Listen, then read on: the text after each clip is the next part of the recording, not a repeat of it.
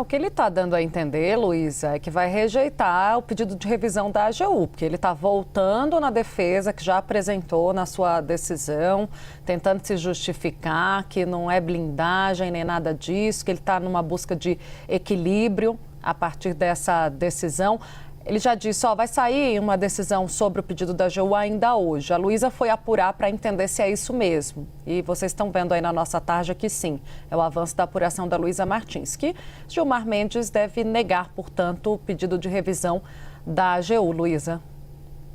Pois é, Tainá, o ministro disse logo depois dessa fala que a gente viu que os jornalistas ali que estavam fazendo as perguntas poderiam sim esperar uma nova decisão a respeito desse tema ainda para esta quinta-feira. Mas uma nova decisão não significa uma decisão diferente. O que eu pude apurar é que o ministro Gilmar Mendes deve manter o seu entendimento, repetir ali, reiterar os seus argumentos em favor da sua própria liminar e com isso rejeitar esse pedido que foi feito ontem pelo advogado-geral da União, Jorge Messias, para que a sua liminar fosse revista, fosse revogada. Isso não deve acontecer, o ministro foi bastante claro até nessa fala que a gente viu, que entende sim que há uma inconstitucionalidade em relação à lei do impeachment, que é de 1950 e que depois dessa lei de 1950 sobreveio a Constituição de 1988 e, segundo o ministro, essa lei anterior não é compatível com a Constituição de 88 porque acaba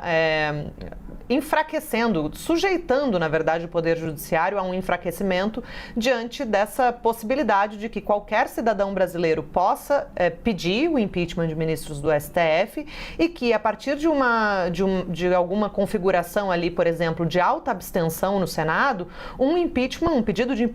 impeachment, possa ser aberto, admitido e depois até aceito no futuro, com um quórum baixíssimo de senadores, permitindo que, por exemplo, um quórum de apenas 11 senadores possa definir o futuro, o afastamento de um ministro do STF e, segundo o ministro Gilmar Mendes, isso desequilibra o princípio da separação dos poderes, que é um dos pilares, uma das cláusulas pétreas aí da Constituição Federal de 88. E, além de reiterar esses argumentos nessa nova decisão que está para sair ainda hoje, o ministro deve dizer que a liminar segue válida e vai ser submetida ao crivo ali do colegiado no julgamento em plenário virtual que começa a partir do dia 12 de dezembro, na próxima semana. Inclusive, era um julgamento que já estava previsto até antes da liminar de Gilmar Mendes, mas agora vai servir também para que os ministros possam confirmar, chancelar ou não essa decisão individual do ministro Gilmar Mendes. A tendência é de que sim, haja uma maioria para referendar a decisão do Gilmar, mas não por unanimidade, são esperadas, na verdade,